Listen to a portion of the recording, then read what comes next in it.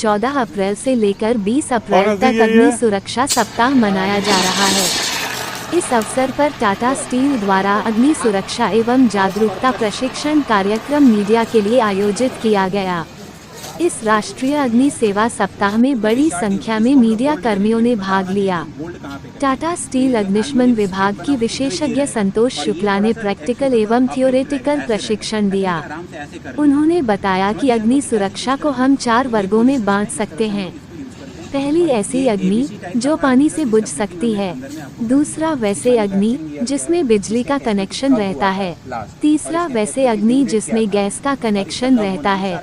इस तरह उन्होंने 4 वर्गों में बताया कि कहां पर किस तरह से अग्नि बुझाई जा सकती है, किन किन बातों का ध्यान रखना होगा।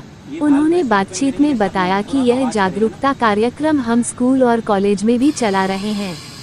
ऐसा नहीं है कि केवल राष्ट्रीय एवं सेवा सुरक्षा सप्ताह के अवसर पर ही हम प्रशिक्षण देते हैं, बल्कि सालों भर विभिन्न स्थानों पर इसका प्रशिक्षण देते हैं ताकि लोग जागरूक हो सके।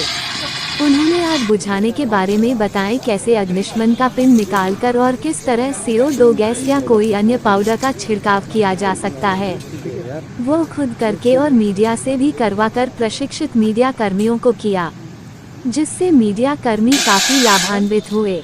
मीडिया के लिए एक अनोखा अनुभव भी रहा, क्योंकि कहीं भी कोई घटना होने पर मीडिया सबसे पहले पहुंचती है और वो अगर जानकार है तो आग रोकने में मदद भी कर सकती है। उन्होंने अग्निशमन सुरक्षा सप्ताह क्यों मनाया जाता है, इस बारे में बताया कि 1944 में मुंबई बंदरगाह में आग बुझाने के क्रम में 66 अग्नि सुरक्षा कर्मियों की मौत हो गई थी। उसके बाद से अग्नि सुरक्षा सेवा सप्ताह मनाया जाने लगा। कुछ ऐसा मटेरियल चाहिए जिसमें आग लगे, ये तो लगाने में सहयोग करेगी, बट लगने के लिए क्या है, तो उसमें क्या था, जिसको सोर्स बोलते हैं हम लोग, यानी कंबस्टेबल मटेरियल या जिसको फ्यूल बोलते हैं, वो चीजें जरूर हमको चाहिए ही चाहिए, ठीक है। या उसको अनदर वर्ड में अगर हम लोग बात करें तो बात कर सकते हैं कि हम लोग को एयर चाहिए, टेम्परेचर, या उसको हम लोग या जो लोग ट्रेनिंग लिए हुए हैं वो लोग अगर वहाँ पे वर्क कर रहे हैं तो डेफिनेटली वो रिस्क को हम लोग क्या करते हैं, मिनिमाइज करते हैं। तो इस ट्रेनिंग का एक पर्पस भी यही होता है। दूसरा, इस ट्रेनिंग को एक अदर नेम से भी हम लोग जो प्लांट में ट्रेनिंग देते हैं, जैसे ऐसे अवेयरनेस भी चलाते हैं, उसमें बोलते हैं कि ये first aid fire fighting training है।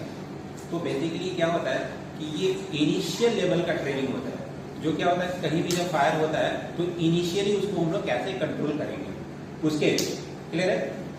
इनिशियल स्टेज होता है वो काफी छोटा है, उस इनिशियल स्टेज को कंट्रोल करने के लिए जो हमारी कोशिश होती है उसी को हम लोग फर्स्ट एड फायर फाइटिंग करते हैं, या इनिशियल लेवल के फायर को जो कंट्रोल करते हैं, क्लियर है। अगर हम लोग फायर की बात करें इनिशियली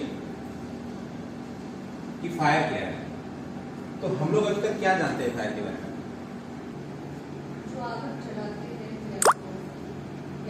काम कर रहे हैं या किसी भी चीज़ में। अपना पूरा परिचय दे दें। सर, मेरा नाम संतोष शुक्ला है, मैं टाटा स्टील फायर ब्रिगेड से बिलोंग करता हूँ। ये क्यों मनाया जाता है ये सप्ताह?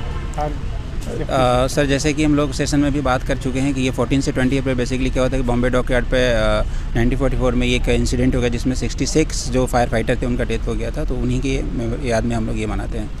अभी आपने फायर ट्रेनिंग दी है मीडिया वाले को, जी, क्या मुख्य बातें बताई?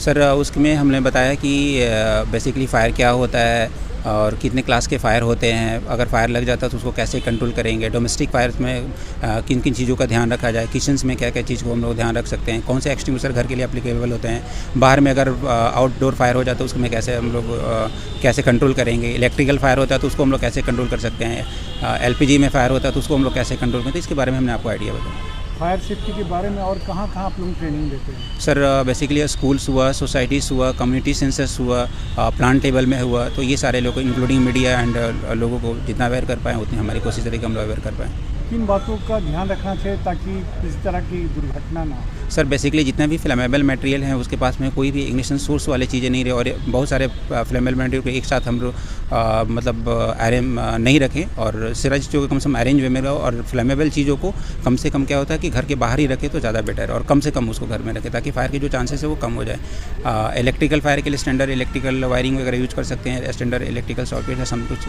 इसको यूज़ कर सकते हैं। जो एसिस के लिए बात हम लोग बेसिकली करते हैं, तो एसीज में क्या होता है कि रेगुलर उसका सर्विसिंग्स वगैरह हम लोग को देखना चाहिए और उसका जो वायरिंग वगैरह होना चाहिए वो प्रॉपर होना चाहिए। गर्मी के समय में ये आग जलने की दुर्घटना बढ़ जाती है। सर बढ़ जाती है क्योंकि इन्वायरमेंट का जो टेम्परेचर है तो वो भी काफ़ी सपोर्ट करते रहता है, तो और डेफिनेटली कहीं भी स्पार्क होता है तो और वेदर भी उसको सपोर्ट करना था, तो ये चीज़ें काफ़ी बढ़ जाती है सर। लोगों को कुछ संदेश देना चाहते हैं? सर बेसिकली जितना से जितना अवेयर रह पाएँ वो और ये सब चीज़ों को मिनिमाइज़ कर पाएँ। अगर अवेयरनेस सेशन आपको डायरेक्टली नहीं मिल पाया तो हमें सोशल मीडिया के थ्रू भी आप ले सकते हैं, देख सकते हैं और ये सब चीज़ों को घर में बांट सकते हैं। दूसरा चीज़ कह रहा था कि जो कॉन्टैक्ट नंबर रहता है फायर सर्विस, फायर ब्रिगेड वाले लोग का, चाहे गैस एजेंसी को अपने पास ज़रूर रखें, सबको बता करके रखें और छोटी मोटी घटनाओं को, छोटी मोटी फायर को कैसे कंट्रोल कर सकते हैं वो बेसिकली पेरेंट्स को, अपने बच्चों को भी बताना चाहिए और स्कूल लेवल इसका अवेयरनेस हम लोग इसीलिए देते हैं। Thank you. Okay, thank you.